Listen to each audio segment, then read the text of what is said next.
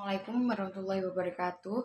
Nama saya Gina Ulaya Wardani. Saya dari kelas E dengan NIM 23050394183. Di sini saya akan menjawab UTS mata kuliah Pancasila.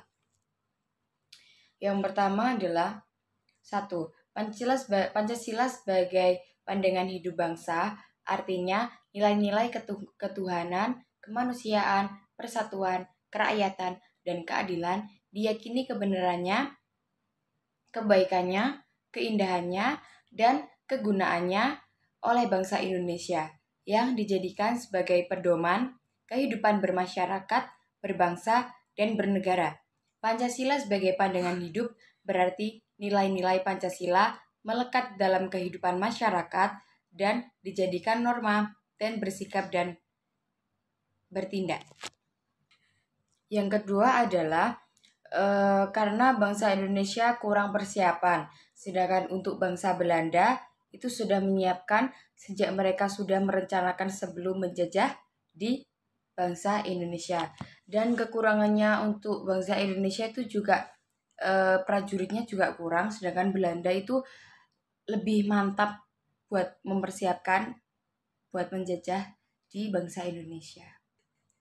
Proses terbentuknya nilai moral dan hidup dalam masyarakat dan negara.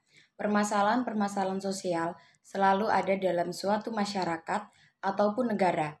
Untuk mengatasi permasalahan-permasalahan sosial tersebut dibutuhkan yang dinamakan dengan moralitas dan hukum, baik moralitas dan hukum dalam artian masing-masing maupun moralitas dan hukum sebagai satu kesatuan. Fungsi perumusan hukum moral. 1. Mewariskan himpunan kebijakan dari zaman dulu kepada generasi sekarang dan yang akan datang. 2. Mengusahakan keamanan secara psikologis dan sosial. 3. Membantu manusia dalam pengambilan keputusan dan mencegah terjadinya paralisis moral. 4. Membantu manusia untuk mengenal kekurangan-kekurangan dan kegagalan-kegagalan sehingga manusia dapat memperbaiki diri.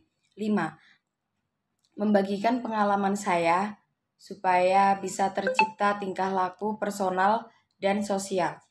Tujuan diciptakan norma-norma yang bersumber pada nilai-nilai dan moral masyarakat. 1. Itu cara. Yang kedua itu kebiasaan. Yang ketiga itu tata kelakuan. Yang keempat itu adat istiadat. Berikutnya saya menjawab pertanyaan yang keempat, yaitu dari sudah dirapatkan bahwa di Piagam Jakarta itu cuman tertulis kayak cuman syariat Islam doang, sedangkan yang bukan Islam jadi kayak tersinggung gitu. Jadi waktu itu saat Laksania datang ke Mohatta buat menanyakan kenapa kok Piagam Jakarta isinya itu cuman syariat Islam, kenapa? Terus habis setelah mereka datang ke Mohatta, akhirnya langsung diubahlah jadi piagam yang disebutkan kayak di Undang-Undang Dasar. Saya akan menjawab pertanyaan yang terakhir, yaitu nomor 5.